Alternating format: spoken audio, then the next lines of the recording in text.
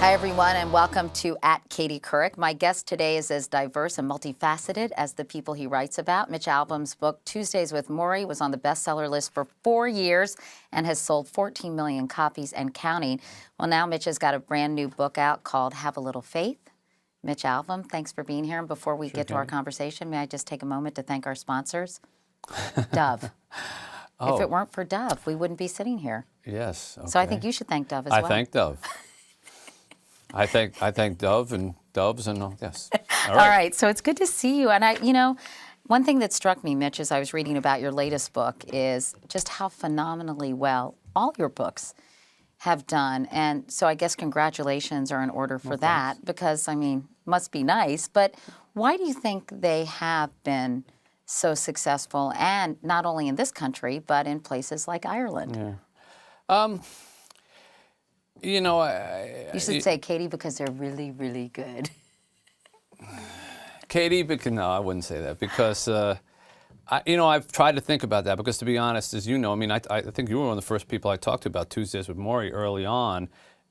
That was an accident. That was a book written to pay Morrie's medical expenses. Right. It wasn't like I was sitting around going, oh, how do you write a book that millions of people are going to read? In fact, they printed 20,000 copies of it and thought that would be it. I thought I'd be selling them out of the trunk of my car for the rest of my life. So when that became popular, it really sort of stunned me. And I asked myself the same question, too. Well, what's the big deal? This is just me and Morrie. As time has passed, and it's been a long time now, I think if I had to break it down, it's that people can slide themselves into my books. Either they're me asking the questions of an old man who's dying, or they're Eddie and the 5 people you meet in heaven wondering if they mattered on earth and asking the questions that he did. There's always a character in my books that asks questions, usually about, kind of bigger things about what's life about or whatever. Mm-hmm. And maybe, if I had to guess, that would be it, that rather than just being a plot, a story about a particular character might be fascinating, interesting, but you're done with it, you put it down.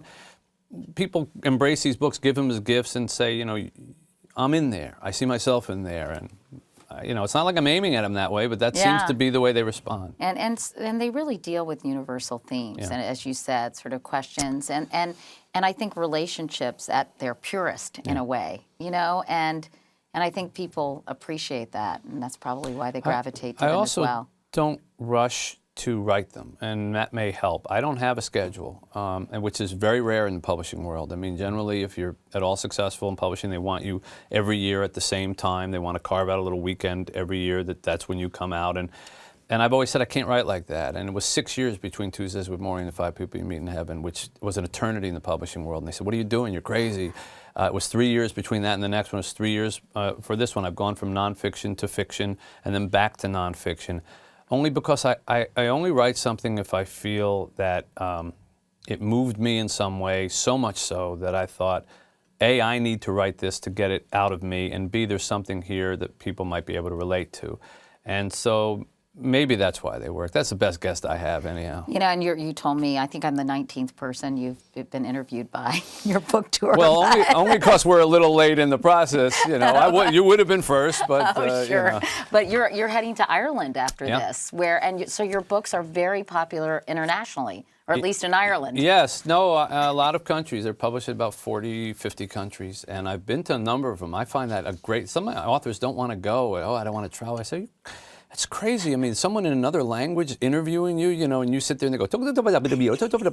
Albom, when you write your books, I love it. It's wow, somebody's reading it. I can't even understand. I don't know which word is my name on the cover. I've seen some like in Russian. So which is my name and which is the title? And yet the people are reading them. It's as much as an author could ever ask for, and I'm overwhelmed by it. Well, let me ask you about your newest book, which is called Have a Little Faith, and why did you decide to tackle faith as a topic this go round? Well, like Tuesdays with Morrie, it came to me. It wasn't something I ever thought about doing. And 9 years ago, I went back to the little town where I grew up in New Jersey. I gave a little talk there, and the rabbi from my childhood synagogue, who had been the only clergyman I'd ever had my whole life, pulled me aside, and he was 82 years old, and he said, I want to ask you a favor. He never asked me a favor before in my life.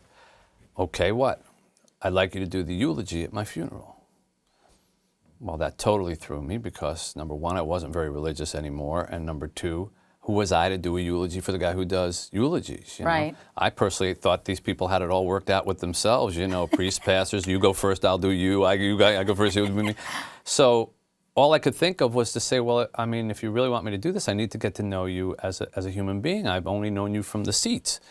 And he said, I accept. And that began what I thought would be a couple of months. But he lived 8 more years through strokes and a cancer scare and all kinds of things. And I got sort of a second education in faith at a different level, not in the services or in the sanctuary, but behind the scenes with what turned out to be 2 men of God away from the pulpit, and saw faith in a whole new light. And that's why I thought it would be an interesting topic. Now, you say 2 men of God because you brought another individual into the process. Tell us about him. Or he brought me. Okay, and why that happened. Yeah, well, I had gotten involved with the homeless, working with the homeless in Detroit, because it's a terrible problem in my city, as you know.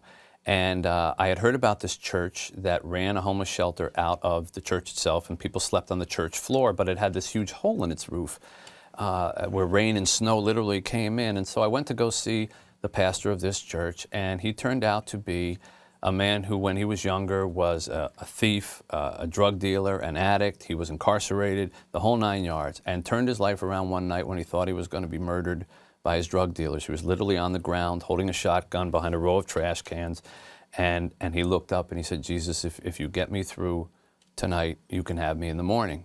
Probably not expecting to get through the night.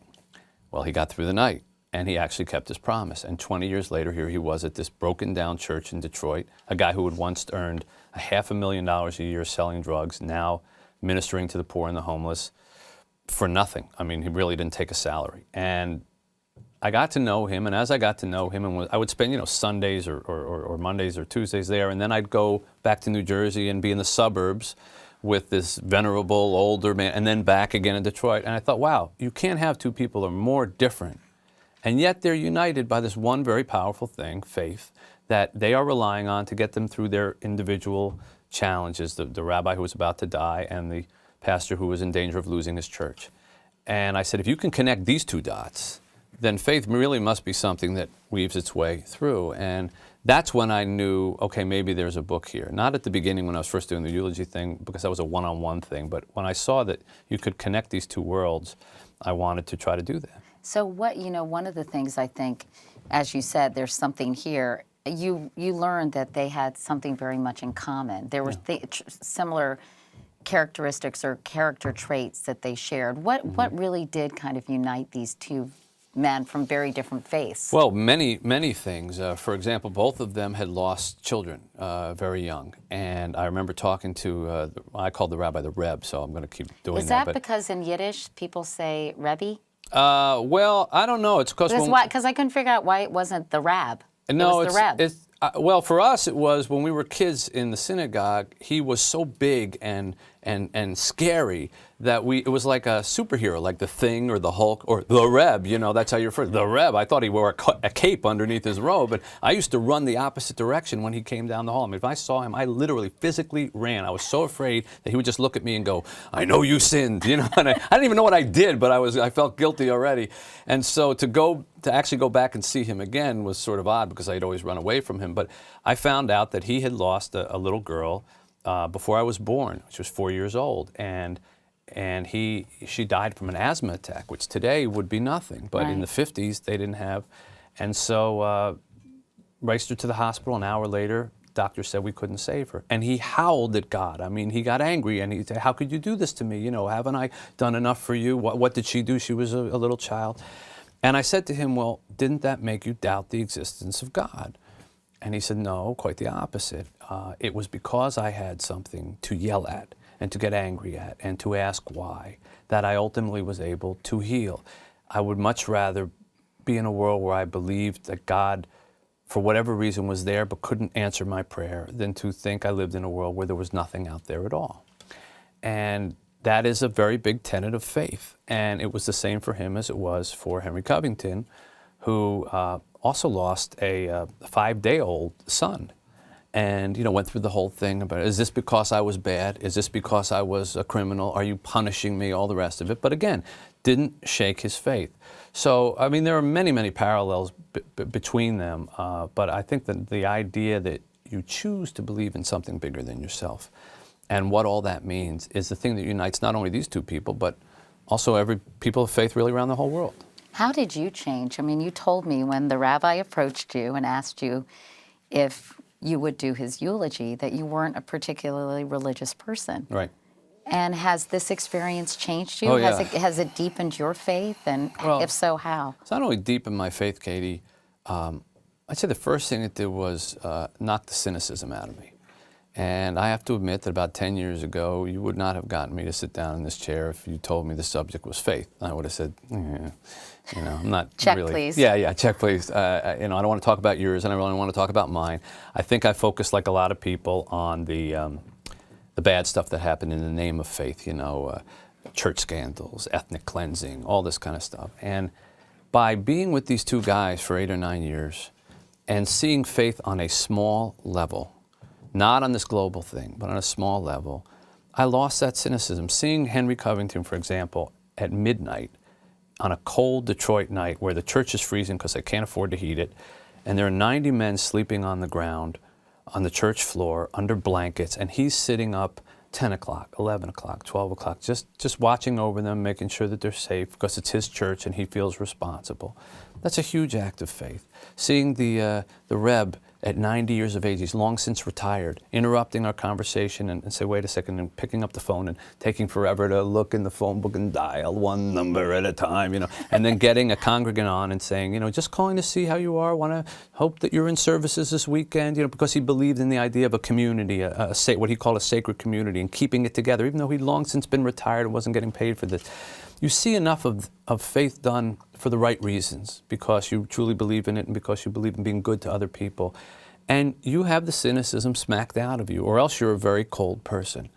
And that's probably the biggest thing. And now I'll talk to anybody about their faith. And if it's not mine, it doesn't matter, because I still think that there's something good and pure in faith that's practiced goodly and purely, and not perverted. Other than the fact that they both lost children, I mean, they're very similar. I think this is an important point that I don't want to totally gloss over, very similar tenets to almost all faiths in terms of charity and service and all those things, compassion. I mean, they're very, very similar, just with different holy books and maybe different robes. Right. Well, I'll give you another parallel example. Henry, when he first arrived in Detroit, used to drive around in this old black car with food on the hood and the rear and the top of the car, so that people would see that he had food in the poorest neighborhoods and come out, and he would literally feed the hungry. I mean, what's more Christian than that? And one man who came out was a guy named Cass. He was a crack addict, a homeless guy. And he took to him, and one day when he was flooded out of his apartment, somebody broke the pipes and he got flooded out of this place where he was squatting. He came and he said, I can't work for you anymore. I'm all soaked. These are the only clothes I have. And he said, well, where will you live now? And Cass said, I don't have a place. And he said to him, well, why don't you live with me? And he moved him into his own home. This is a stranger. Moved him in his home with his wife and 3 children, not for a night, not for a week, for a year. A year. Took this man into his home. And now that man is not only clean, sober, straightened out, he's an elder of the church, married, has a beautiful little girl, and he will tell you, me, or anybody who's listening, I'm only alive because of the kindness of this one man. And Henry did that, and the Reb did that over and over and over again. In fact, the Reb told me one time, probably something that's sort of universal about what you're asking me, but it's towards the end of his life, and we were talking about heaven, and he loved to sing, Katie. Everything he said was a song. I mean, he could sing the phone book. He would, if he saw you, he'd go, hello, Katie. Well, hello, Katie. It would be like, you always have that silly smile on your face, like, okay, please stop singing. I'm really embarrassed. No, actually, I like it. Yeah. Well, if you asked him how he was doing, he always answered, the old gray rabbi ain't what he used to be, ain't what, like that. So I asked him all these questions about heaven. And I was asking him so many that he looks up and he goes, dear Lord, this one has so many questions. Please give him many more years on earth so when we see each other again, we'll have lots to talk about. And I looked at him after I wiped the smile off my face and I said, do you really think we're going to see each other again? And he said, well, don't you? And I said, well, let's face it. I don't think I'm going where you're going. And he said, what do you mean? I said, well, they must have a whole other level for you. You know, you're a man of God. You're at the penthouse You're level, right. right? You're a man of God. And he looked at me as if I were being very naive, and he said, you're a man of God too. Everyone is. And Katie, you could have knocked me over with a brick because he's 90 years old. He is as righteous and pious a man as I've ever met in my life. And for him to put himself on my level and say we're the same is not only an act of humility in my mind, but also is to me what real faith is about and what he had and what Henry had. And that is to say we're all children of God. It's not, I'm more pious than you are, you know, or mine is better than yours is. It's to say, you are the same as me. No matter how we practice, we're all children of God, and therefore, I have to treat you better. I have to treat you the way I would want to be treated. I mean, that's the golden rule. That's the tenet of most faiths. And when he said that, you know, you're a man of God too, everyone is.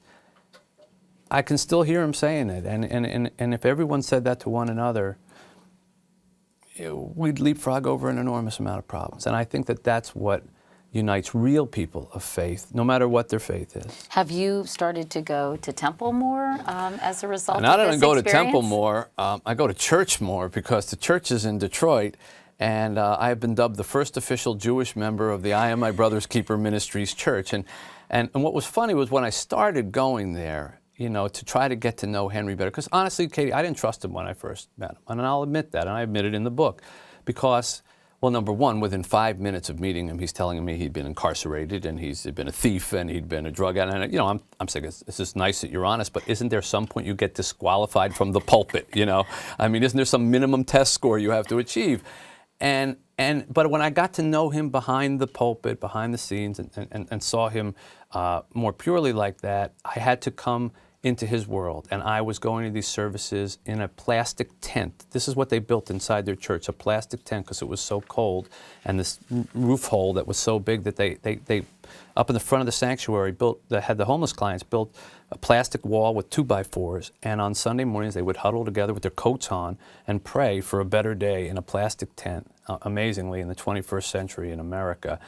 And he's preaching about, you know, drug abuse and crack pipes and things that I've never heard before. And of course, a white guy in the black church, that's a whole nother experience, you know, because right. everybody around you is, you know, jumping up, and you're aren't we supposed to sit here like this? And I got over the distrust that I think we all have towards each other's faiths. And so when you say, well, do you go to temple more? And I'm more involved in my synagogue now because naturally of the book and all the involvement, but also I don't mind going to this church. It's not my particular strain of religion, but I can feel close to God there, and I like listening to Henry. And I've learned to leap over that hurdle of, well, it's not the same as me, so it can't be good. That's not an attitude to have, and I think if we can break that wall down and say, okay, it's different, but it can still be good. I'd still rather live in a world of faith where everybody has some faith than to live in a world where nobody believes in anything. You know, I was thinking as you were talking about this church in Detroit, not the homelessness problem in Detroit, and the economic situation in Detroit is so dire. What is it, 30% unemployment right now? I mean, it's just really a tragedy in many ways. And how do these people maintain their faith in such a terribly challenging environment? I don't know. It's what fascinates me about it. It's what motivates me to do what I do with the homeless in Detroit. I went down and stayed at a homeless shelter about 4 years ago, which is what got me started in it, to write a story about it. I didn't pretend to be anybody I was. I just waited online. I got the blanket, the soap, I got a bed, and I was waiting online for the meal. Mm-hmm. And this gentleman in front of me turns around, he looks at me and says, "Aren't you Mitch Albom?" All the places to be recognized. And I said, "Yeah." And he looks me up and down again. He goes, "So what happened to you?" And, you know, I laughed too at first, but then I thought, well, you know, that's a perfectly reasonable question. Yeah. Where he's standing. Why not me? Right. I'm sure he never thought he was going to be there. All I am is, you know, one substance abuse problem away, one bad series of investments away, and I'm on line with him. And I never was able to get that sentence out of my head, even when I came back home to my house in the suburbs. I said, what happened to you? And in Detroit, there are a lot of people who have moments like that, and that's why they get involved. And what's been amazing to me to watch at this church is as our situation has gotten worse and worse and worse, 30% unemployment, nearly 100,000 abandoned buildings in the downtown Detroit just left to rot, more and more volunteers end up coming down and working at that church. Now, why would that be? You would think people would pull in and say, I got to take care of my own. I'm not helping anybody else. I am a charity case. But what they say is, this reminds me that what I have still isn't as bad as it could be. And I feel, especially unemployed people, I feel like I'm doing something. And it's something that I learned about faith and about the sense of community by being around these men that, Katie, you and I we have some similarities in the fields that we chose to be in, and we know that these fields are very consuming, and you're always meeting people, and you can think, well, I need to meet this one because he'll help me with this, and I need to stay networked, I need to stay connected, and many fields are like this, and we spend a lot of our time in work relationships, and weekends are with work relationships, and nights with work relationships, because work is going to take care of us, we're going to feed us, and in the end, we need to have these connections. Well, what's happened in also Detroit? Also for ego reasons. And ego, okay. And then what happens in Detroit, and it's happened on the national level, is you get let go. And what happens? None of these people want to have anything to do with you. You're contagious. They don't even want you calling them. And at least where I live, where do the people go?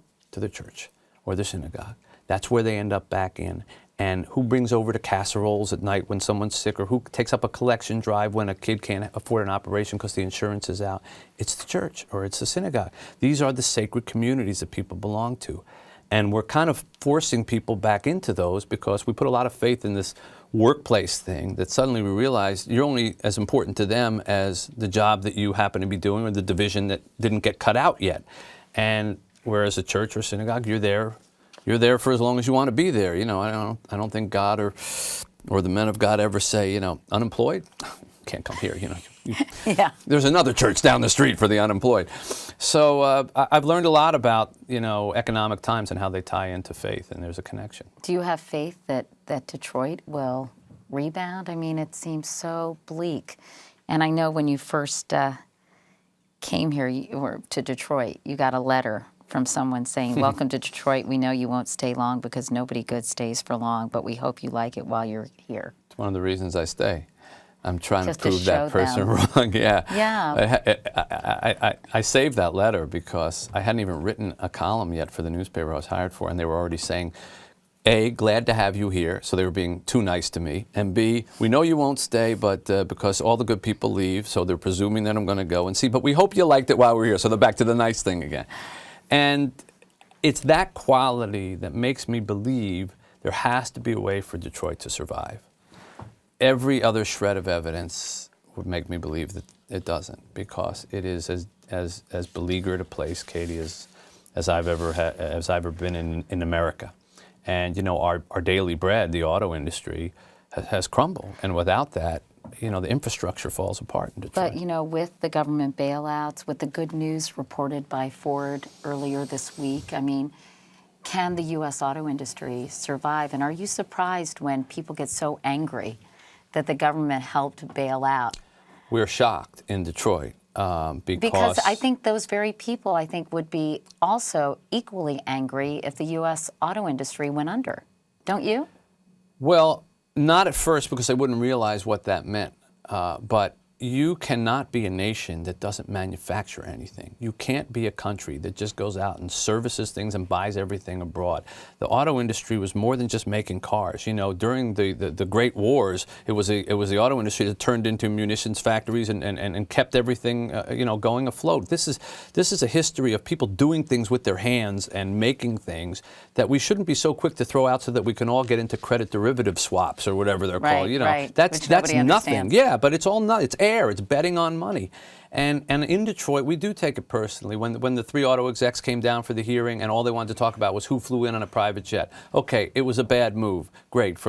Although many of the Congress people probably flew in on private jets too and went, don't ask me that question. But that wasn't the point. I mean, you're talking about the biggest American manufacturing thing. I think they somehow said that 1 in every 10 jobs in America is somehow connected to the auto business. People don't realize the ancillary jobs that are involved in terms of people who are making seats or transmissions or this, that. that, and the other thing that are all involved in the right. auto industry. And in Detroit, it isn't 1 in 10; it's 7, 8 in 10. Right. And so when that goes under, it basically was America saying to us, "Well, too bad for you.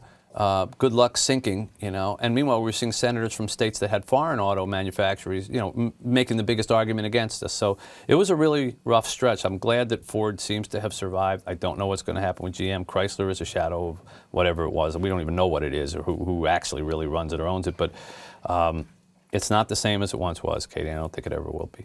Can I ask you a few sports questions before you go? Because I don't really get to like. talk to a sports guy that often. So, what do you think about A-Rod? Do you think he's had his first really good postseason? He was so derided for choking in the postseason. I sound like I know what I'm talking about, don't I? Yeah, pretty good. But do you think, pretty good. he's the one who looked at me, Mitch, and said, I have never done steroids. I saw that interview.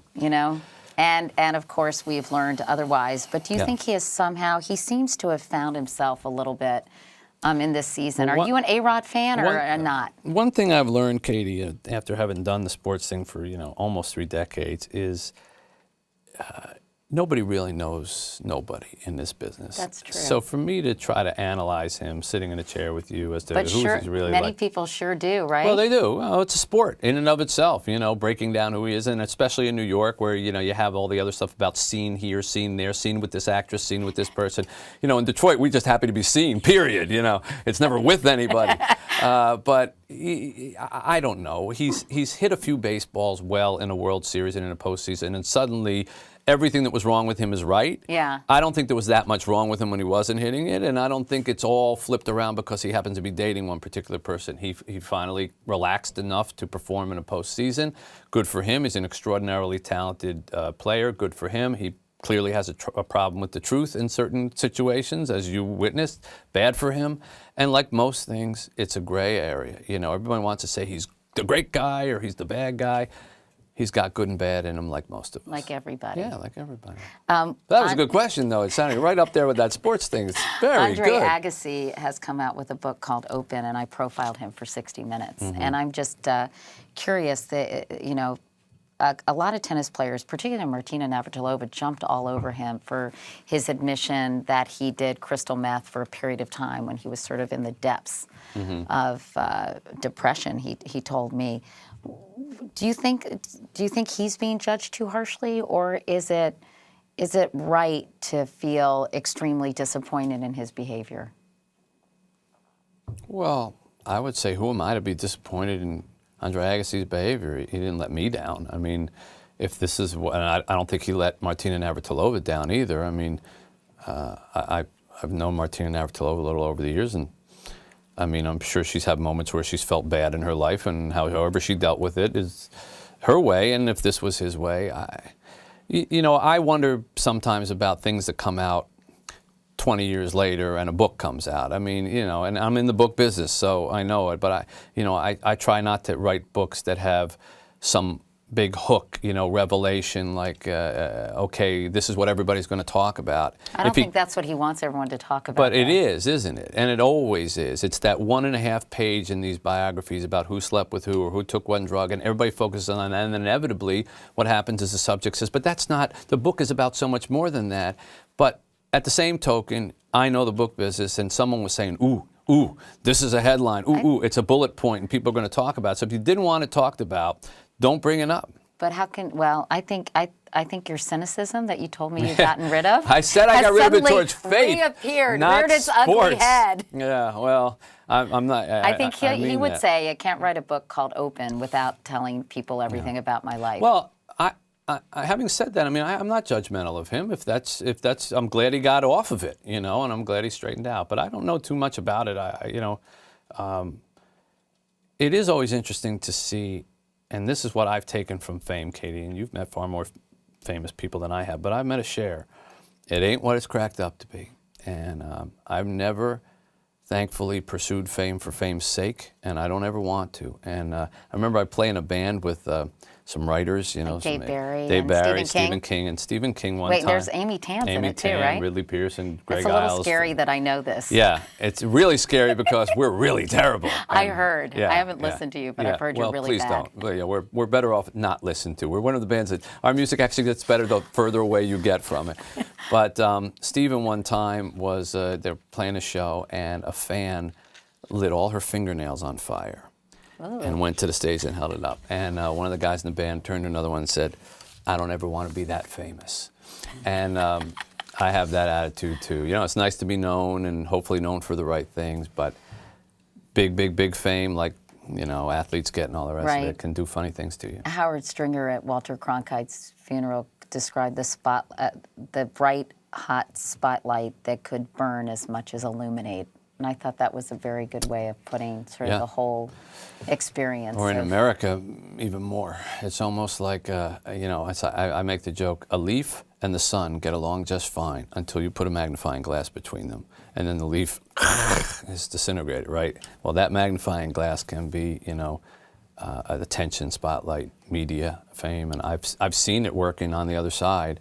And so I always try to keep the right distance from it to, keep my family and myself sane. Yeah, I hear you on that. Yeah. Hey, by the way, I want to well. mention before you go really quickly, I thought this was so nice. You're not doing a traditional book tour. No. You're actually taking your book and talking to churches and at synagogues and at homeless shelters, which is, I guess, probably the first ever book tour that's held that way, right? Yes, especially since we give the books away. It's probably not really healthy for the publishers or the bookstores, but I've done the whole, I've been blessed enough to do the bookstore thing on several other books, and you go and you sign and you sign and you sign. And I try to talk to people when I'm at the store, try to tell a little story, and it's hard to stand on a table in a bookstore with a latte machine going off in the background. And with a line of people who they're trying to usher through. And you're trying to say, but God is and faith is. And so they're like, move it along. Yeah. And they're making did you want mocha with that? And so I said to them at the beginning, I don't want to go to any bookstores. I want to go to the places that you mentioned. I want it to be quiet. I want to be able to talk about this. And I want every one of the things to have an element that we go in the daytime to a soup kitchen or a shelter or whatever and tell some of the stories. And that's been some of the most fascinating places that we've stopped. And to see people who are their own version of Henry Covington, before he turned his life around. Right. And they hear his story and they hear about this church with a hole in its roof and how we're going to fix that hole. And that whole metaphor about, everybody's got a hole in the roof in some way. Right. There's some part of all of us that rain comes in, and we're trying to fix it and we're trying to patch it. And you can see some legitimate hope in people's eyes. And I don't know, I would love to continue doing these kind of book tours and not so much the bookstores. You really get to see people and compare, and you get to see the poverty of this country all around the country and how it differs in different areas, but how everyone is still, when I tell the story and I say, and Henry looked up and he said, Jesus, get me out of this, and he did, or, he was okay. Dead silence. And you can see that there is a hunger in every one of those faces and eyes. Could that be for me tomorrow? Can tomorrow be the day that I change or life changes for me? And it's hope. The last line of the book has to do with hope, and I believe hope and faith are like this. And so when I say have a little faith, it's not in a way of, you need to be this religious or you need to do this ritual, you need to do that. It's that belief that by being better to one another and by believing in something, we have a purpose here that's a little more than just, getting mine, that tomorrow can be better. And I believe it can. Well, I can't think of a better way to end this than that. Mitch Albom, thank you. Thanks, the book Katie. is Have a Little Faith, a true story. And you have no idea what you're going to do next, right? It'll come to you? Yeah, give me a few years. Okay, yeah, I'll see come me back in and 3 see you years. again. Have another sports question for me, please. I will. All right. Thank you so Nice to much, see Mitch. you. And thank you all for joining us today. And now stay tuned for a message from our sponsor, Dove.